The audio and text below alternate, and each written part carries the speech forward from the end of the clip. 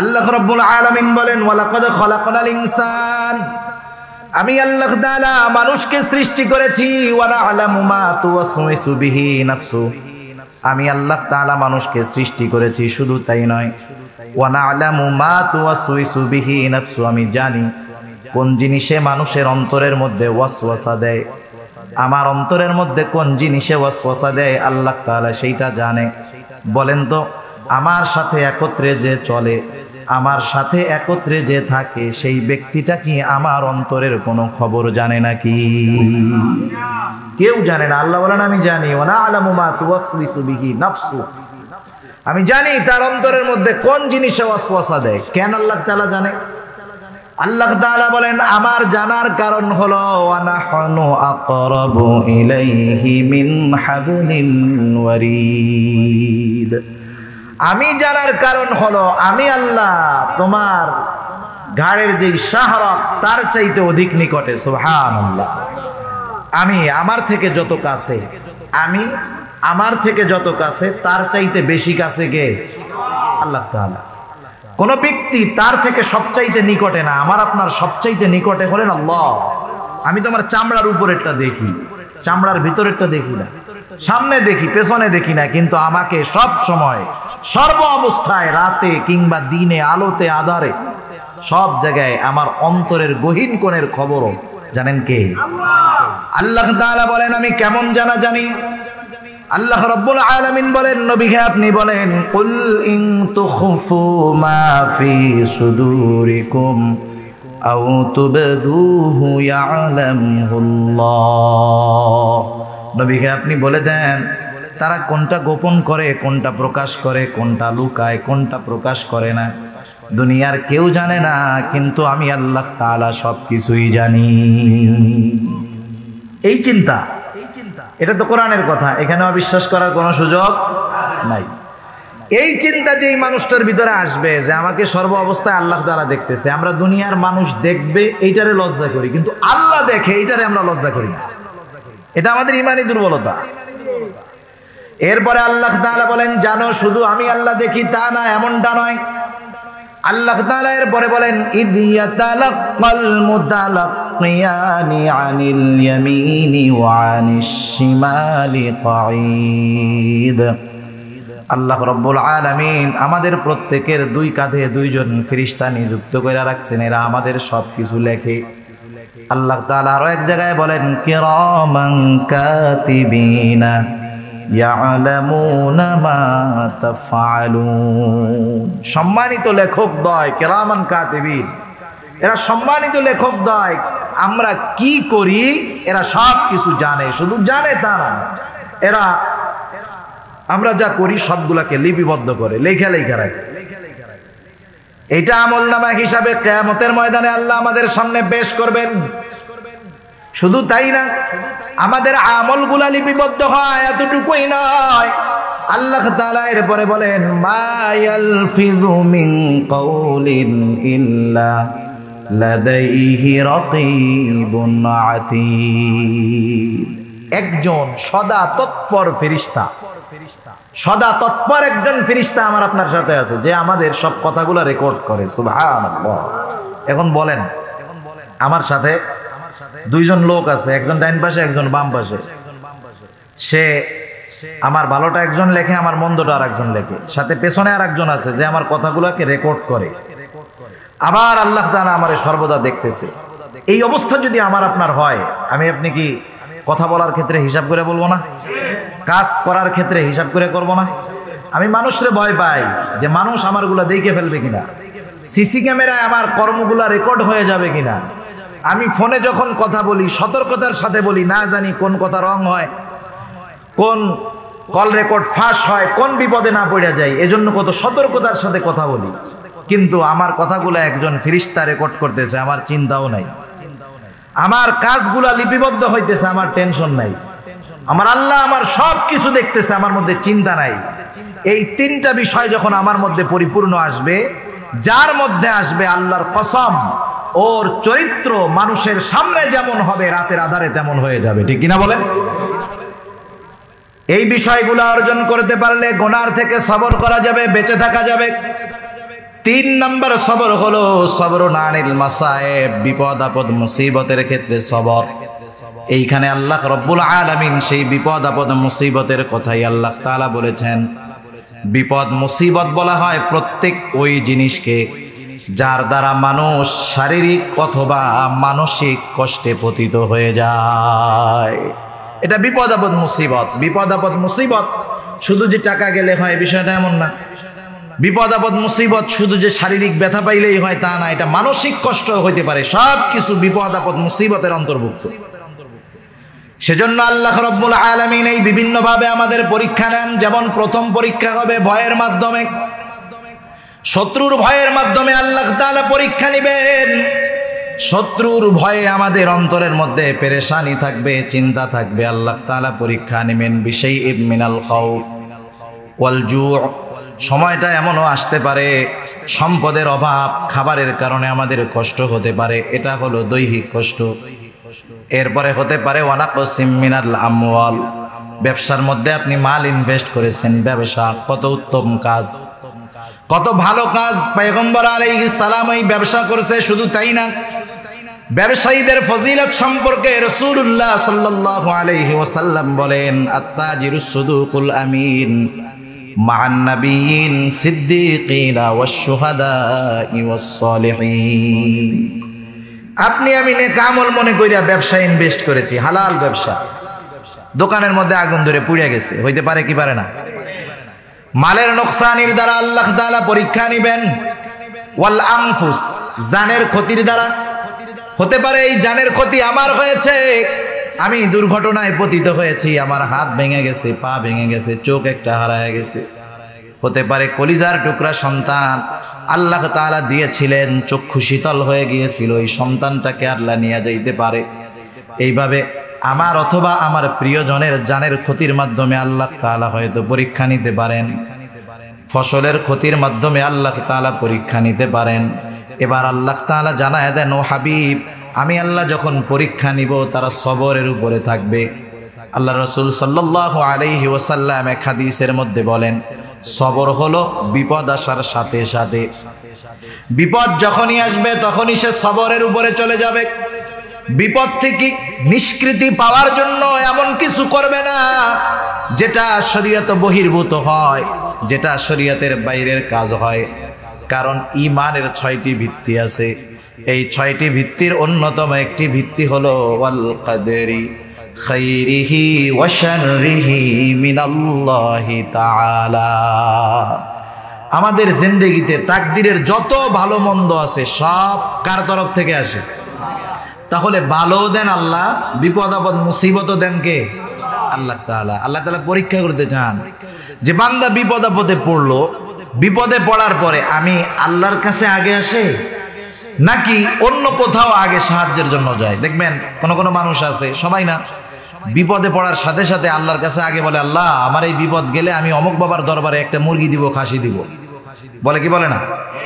এটা তো ঠিক না। বিপদে পড়ার সাথে সাথে সর্বপ্রথম যেহেতু বিপদ আল্লাহ তাআলা দেন, কল্যাণও আল্লাহ তাআলা দেন, সুতরাং আগে সাহায্য চাইতে হবে কার কাছে?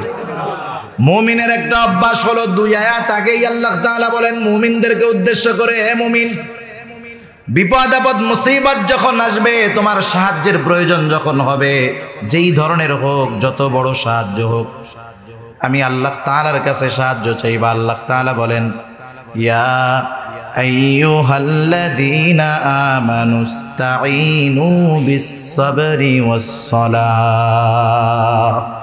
আল্লাহ তাআলা বলেন, হে ঈমানদারেরা, ইস্তাঈনু, আল্লাহ আদেশ করতেছেন আমি আল্লাহর কাছে সাহায্য চাও। দুনিয়ার মানুষের কাছে সাহায্য চাওয়ার জন্য কত সিস্টেম, কত পদ্ধতি অবলম্বন করতে হয়। আপনাদের এলাকার মাননীয় মন্ত্রী মহোদয় মোস্তফা কামাল সাহেব, ওনার কাছে যদি আপনাদের কোনো বিষয়ে সহযোগিতার প্রয়োজন হয়, বলেন তো সবাই কি সরাসরি মাননীয় মন্ত্রী মহোদয়ের কাছে গিয়া সাহায্য চাওয়া যাবে নাকি? কত পদ্ধতি, কত দালাল দইরা, কত সিস্টেম করে তারপরে তার কাছে যাওয়া যাবে। আবার ঢোকার সময় পিএস বলে দিবে সময় মাত্র 2 মিনিট, 2 মিনিটের মধ্যে তুমি যা বলবা বলবা, 2 মিনিটের বেশি টাইম নাই। দুনিয়ার একজন সম্মানিত ব্যক্তি মন্ত্রীর কাছে সাহায্য চাওয়ার জন্য কত পদ্ধতি অবলম্বন করতে হয়, কিন্তু আহকামুল হাকিমিন রব্বুল আলামিন দুল আরশিল আজিম মালিক ইয়াউমিদ্দিন, আল্লাহ রব্বুল আলামিনের কাছে সাহায্য চাওয়ার জন্য কোনো ভায়া ধরার প্রয়োজন নাই। আল্লাহ তাআলা বলেন, ও ইমানদার বিপদে পড়েছো, ইস্তাইনু, সরাসরি আমি আল্লাহর কাছে সাহায্য চাও। সাহায্য কিভাবে চাইবা? আল্লাহ দুইটা পথ বলে দিলেন। আল্লাহ বলেন, ওয়াস্তাইনু বিস-সাবরি ওয়াস-সালাহ, সবর এবং সালাতের মাধ্যমে আমি আল্লাহর কাছে সাহায্য চাও। ইয়া আইয়ুহাল্লাযীনা আমানুস্তাইনু বিস-সাবরি ওয়াস-সালাহ, বিপদ আপদ মুসিবত আছে, আমি আল্লাহর কাছে সালাত এবং সবরের মাধ্যমে সাহায্য চাও। খেয়াল দিয়ে কথাগুলা শুনবেন। মাত্র দুইটা সিস্টেম। কয়টা? একটা হলো সবর, আর একটা হলো সালাত। আল্লাহ তাআলা এরপরে জানায় দেন, যেই মুমিন বান্দা বিপদ আপদ মুসিবতে আমি আল্লাহর কাছে এই দুইটা পদ্ধতি অবলম্বন করে সাহায্য চাইবে, সেই বান্দার ব্যাপারে আল্লাহ তাআলা জানায় দেন, ইন্নাল্লাহা মা'আস সাবিরিন।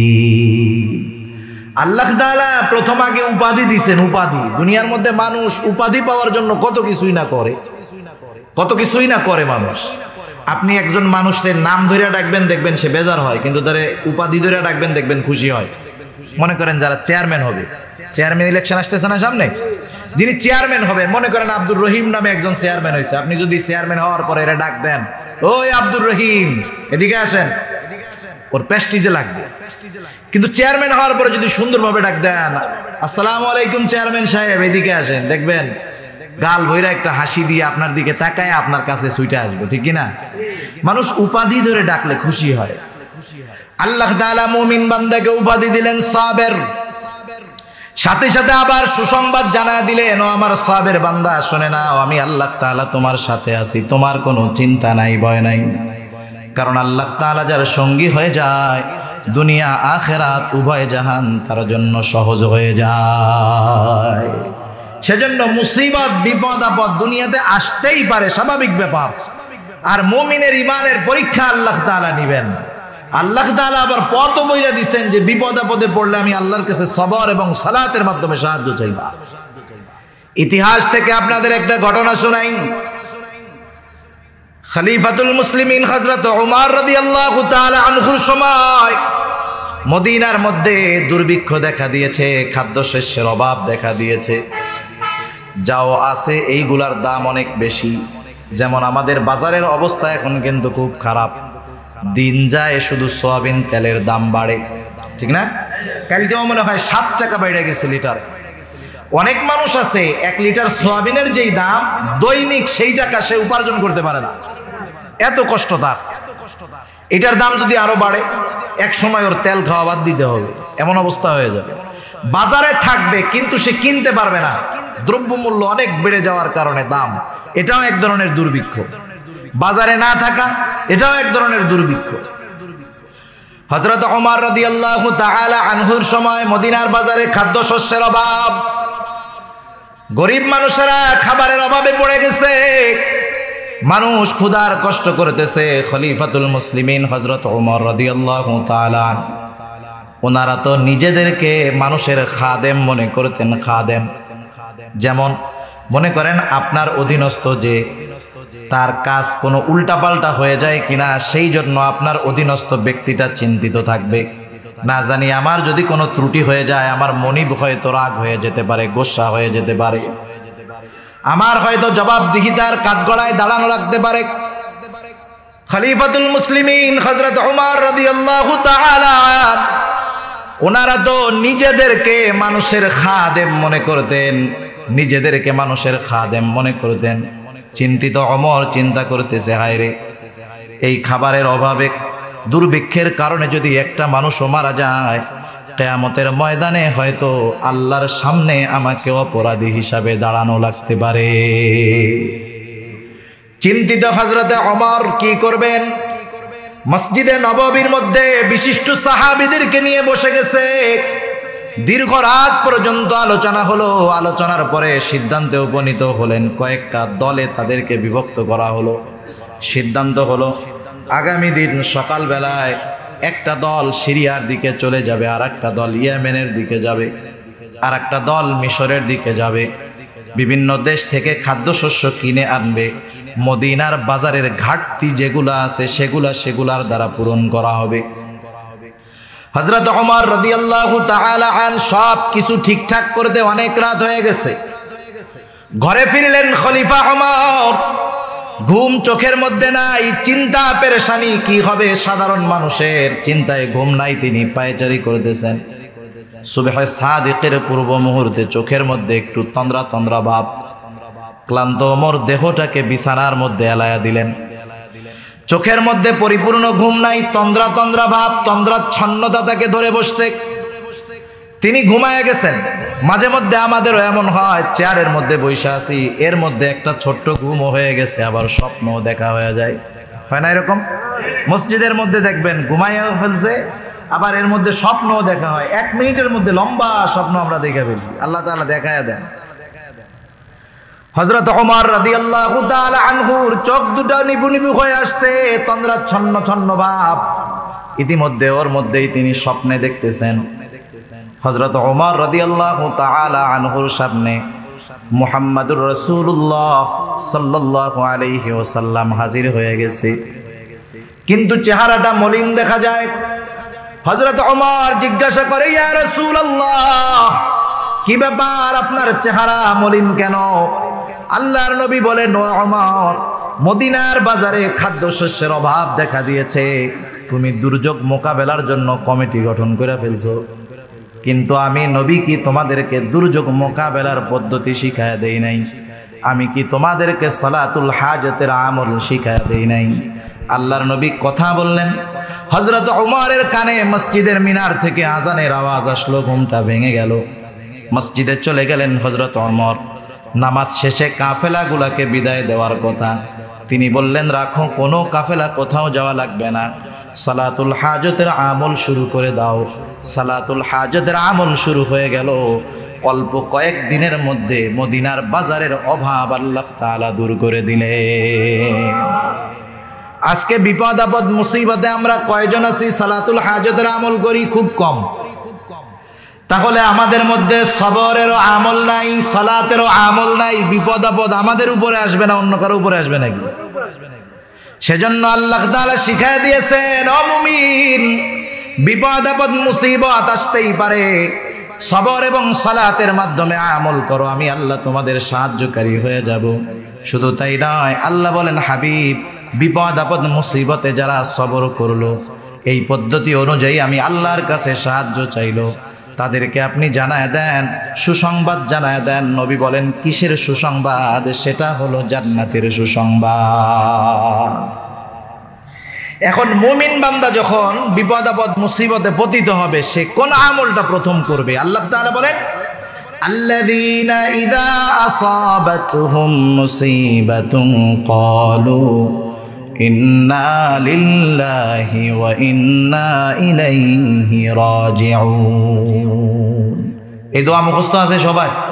ইন্না লিল্লাহি ওয়া ইন্না ইলাইহি রাজিউন। এটা কিসের দোয়া? মানুষ মরে গেলে এই দোয়া পড়ে, তাই নাকি? আমাদের অঞ্চলে তো অনেক জায়গায় আছে এরকম। এই দোয়া যদি কেউ এমনি একটু জোরে পড়ে, ও আইসা আগে জিজ্ঞাসা করবে, হায় হায়, কে মারা গেছে রে ভাই? কারণ দোয়াটারেই মনে করে যে এটা মানুষ মরে গেলেই পড়তে হয়, আর অন্য টাইমে পড়া যায় না, তা না। আল্লাহ তাআলা বলেন, আল্লাযীনা ইযা আসাবাতহুম মুসিবা, মুমিন যখন কোনো বিপদ আপদ মুসিবতে পতিত হয়ে যায়, সে বলে, ইন্না লিল্লাহি ওয়া ইন্না ইলাইহি রাজিউন। নিশ্চয়ই আমরা আল্লাহর জন্যই, আবার আল্লাহর কাছেই আমরা প্রবর্তন করব, আল্লাহর কাছেই আমরা ফিরে যাব। রাসূলুল্লাহ সাল্লাল্লাহু আলাইহি ওয়াসাল্লাম থেকে একটা হাদিস আছে এই বিষয়ে। কষ্ট হইতেছে আপনাদের? অল্প সময়। রাসূলুল্লাহ সাল্লাল্লাহু আলাইহি ওয়াসাল্লামের একজন সহধর্মিনী, ওনার নাম হলো উম্মে সালামা রাদিয়াল্লাহু তাআলা আনহা। রাসূলুল্লাহ সাল্লাল্লাহু আলাইহি ওয়াসাল্লামের সাথে বিবাহের পূর্বে উম্মে সালামা রাদিয়াল্লাহু তাআলা আনহার স্বামী ছিলেন, তার নাম হলো আবু সালামা। উম্মে সালামা রাদিয়াল্লাহু তাআলা আনহা হতে এই হাদিসটা বর্ণিত, মুসলিম শরীফের হাদিস। উম্মে সালামা রাদিয়াল্লাহু তাআলা আনহা বলেন, আমার সাথে আবু সালামার বিবাহ বন্ধন আবদ্ধ হওয়ার পর আমরা দুইজন খুব সুন্দরভাবে আমাদের জীবনটা অতিবাহিত করতেছিলাম। আল্লাহ তাআলা আমাদেরকে দুইটা সন্তানও দান করেছিলেন। আমার কাছে দুনিয়ার মধ্যে সবচাইতে উত্তম ব্যক্তি আল্লাহর রাসূলের পরে সবচাইতে প্রিয় মানুষ ছিল আবু সালামা। আমাদের সংসার জীবন ভালোভাবেই চলতেছিল। আবু সালামা রাসূলুল্লাহ সাল্লাল্লাহু আলাইহি ওয়াসাল্লামের কাছে যাইতেন, আর আমি বাড়িতে আবু সালামার পরিবারের যত কাজ আছে সবগুলাকে সামাল দিতাম। সন্তান লালন পালন, তার সম্পদ রক্ষণাবেক্ষণ করতাম। আবু সালামা রাসূলুল্লাহ সাল্লাল্লাহু আলাইহি ওয়াসাল্লামের কাছ থেকে যা কিছু শিখে আসতো, বাড়ি আসার পরে সেইগুলো আমাকে আবার জানাইতো, আমিও জেনে নিতাম। একদিন আমি ঘরের কাজ করতেছি, হঠাৎ দেখলাম আবু সালামা রাসূলুল্লাহ সাল্লাল্লাহু আলাইহি ওয়াসাল্লামের দরবার থেকে ফিরে আসলেন।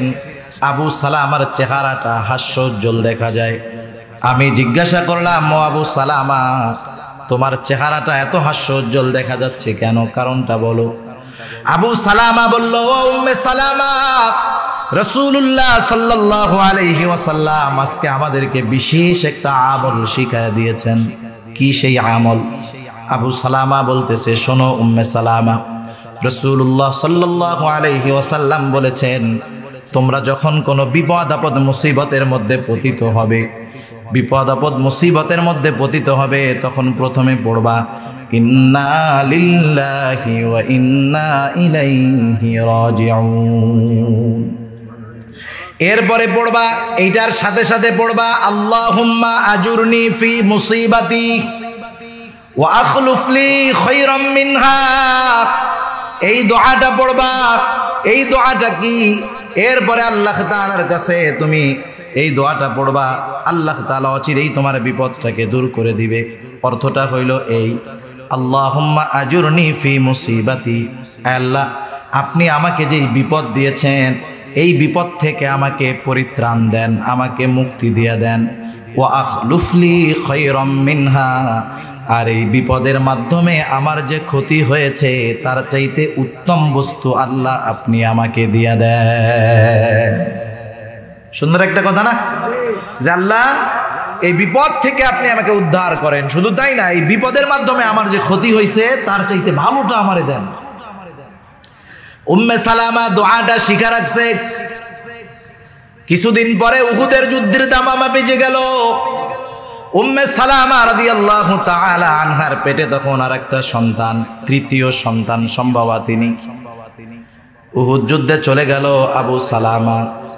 একটা বর্ণনা আসছে ওইখানে যাওয়ার পরে তিনি শাহাদাত বরণ করলেন। আর এক বর্ণনা হলো উনি প্রচন্ড রকমের জখম হলেন, আহত হলেন। কিছুদিন পরে আবু সালামা মৃত্যুবরণ করল।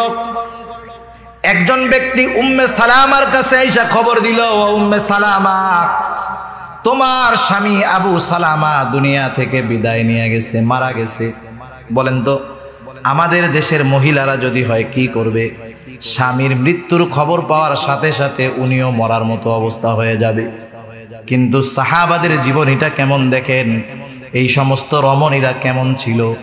যখন আবু সালামার মৃত্যুর খবরটা উম্মে সালামার কাছে আসলো, সাথে সাথে তিনি পড়লেন ইন্না লিল্লাহি ওয়া ইন্না ইলাইহি রাজিউন, আল্লাহুম্মা আজুরনি ফি মুসিবাতি ওয়া আখলুফ লি খায়রাম মিনহা।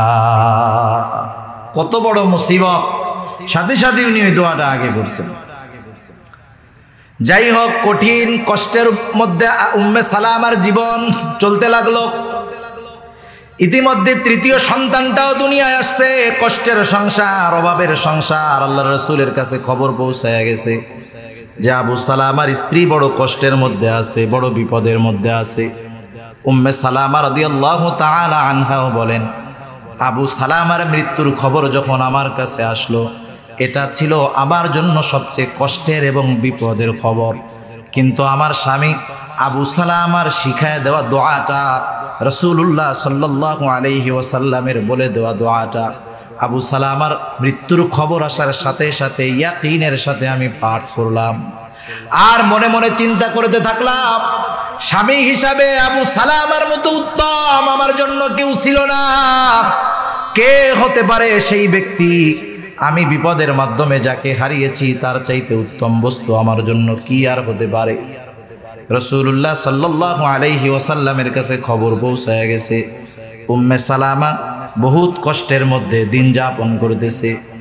উম্মে সালামা রাদিয়াল্লাহু তাআলা আনহা বলেন, একদিন দুপুর বেলায় আমি আমার চামড়ার মশক পানি রাখার যেই পাত্র সেইটাকে আমি সেলাই করতেছিলাম। পানির চামড়ার মশক হইল। এখন দেখবেন অনেকে যখন অসুস্থ হয় ওয়াটার ব্যাগ বলে, দেখছেন না ওয়াটার ব্যাগ? ওইটার মধ্যে গরম পানি বা ঠান্ডা পানি বইরা ব্যথা জায়গায় সেক দেয়। পানির মশকটা ওই ধরনেরই মনে করেন, কিন্তু এগুলো ছিল চামড়ার আরো বড়। উম্মে সালামা রাদিয়াল্লাহু তাআলা আনহা বলেন, আমার চামড়ার মশক ছিঁড়ে গেছে, আমি সেটাকে সেলাই করতেছিলাম।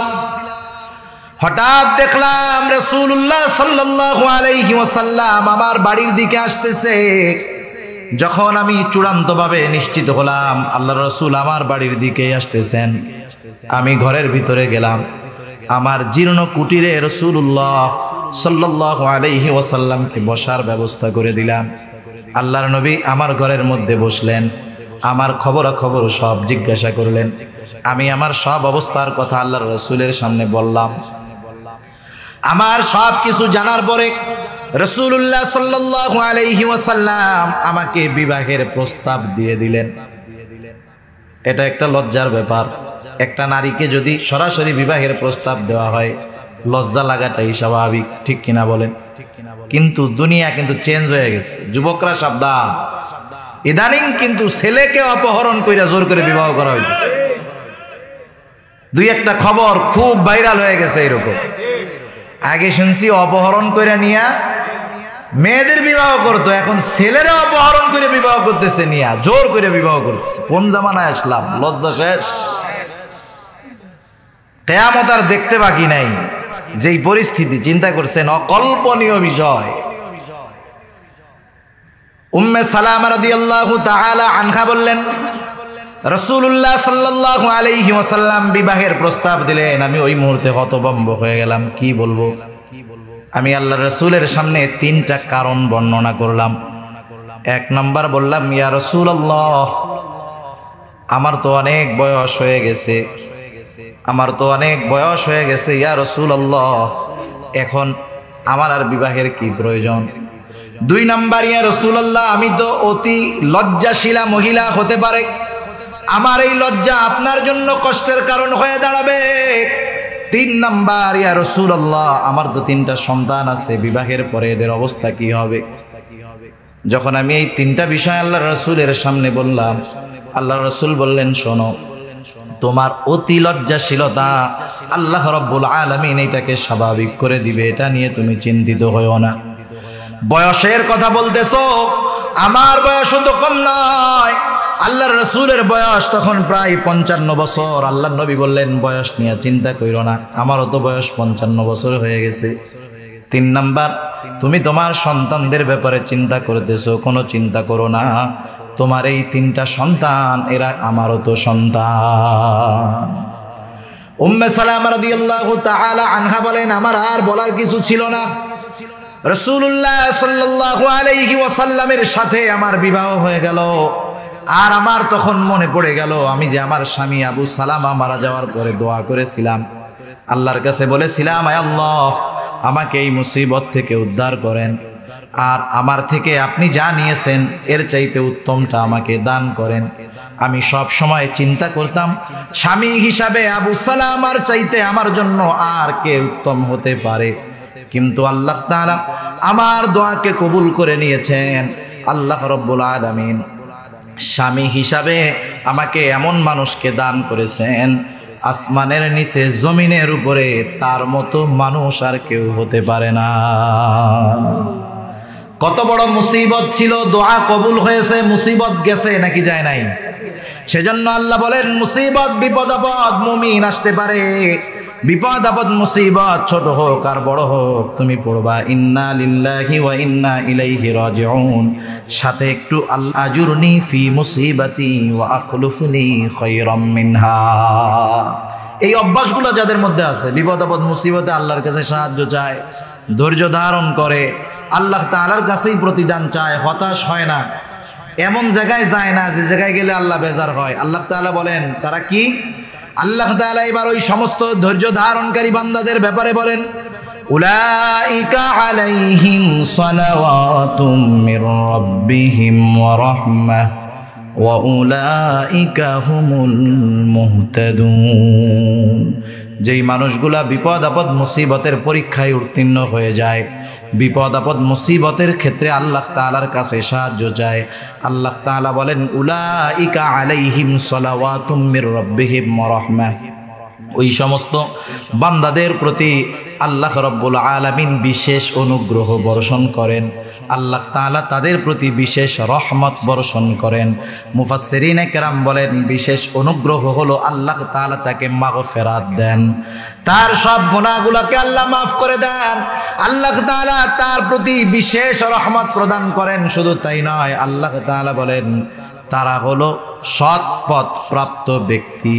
তার মানে যেই মানুষগুলো বিপদ আপদ মুসিবতে আল্লাহর উপরে ভরসা রাখে, সবরের উপরে থাকে, ওই মানুষগুলা আল্লাহর পক্ষ থেকে অনুগ্রহ প্রাপ্ত হয়, রহমত প্রাপ্ত হয় এবং সৎ পথের পথিকী হিসাবে বিবেচিত হয়। সর্বশেষ ছোট্ট একটু কথা, আল্লাহ তাআলা বললেন তারা হলেন সৎপথ প্রাপ্ত। তার মানে এই গুণগুলা থাকলে সিরাতে মুস্তাকিমের উপরে চালানোর জিম্মাদারি কে নিয়ে নেয়? জোরে বলেন। দেখেন, প্রত্যেকটা মুমিন দুনিয়াতে তার গুনাহ মাফ চায়, গুনাহ মাফ চায় না? প্রত্যেকটা মুমিন সর্ব অবস্থায় আল্লাহ তাআলার রহমতের গণ্ডির মধ্যে থাকতে চায়। আমাদের গুনাহ যদি মাফ হয়ে যায়, আমরা যদি আল্লাহর রহমতের মধ্যে থাকতে পারি, সাথে সাথে সৎ পথের উপরে থাকতে পারি, আর সৎ পথের সর্বশেষ মঞ্জিল হলো আল্লাহ তাআলার জান্নাত। সুবহানাল্লাহ। সেজন্য আল্লাহ তাআলা সকল প্রকার ছোট বড় বিপদ আপদ মুসিবতে আমাদেরকে ধৈর্য ধারণ করার তৌফিক আল্লাহ দান করুক। সবাই বলি আমিন। ওয়া আখিরু দাওয়ানা আলহামদুলিল্লাহি রাব্বিল আলামিন। আসসালামু আলাইকুম ওয়া রাহমাতুল্লাহি ওয়া বারাকাতুহু।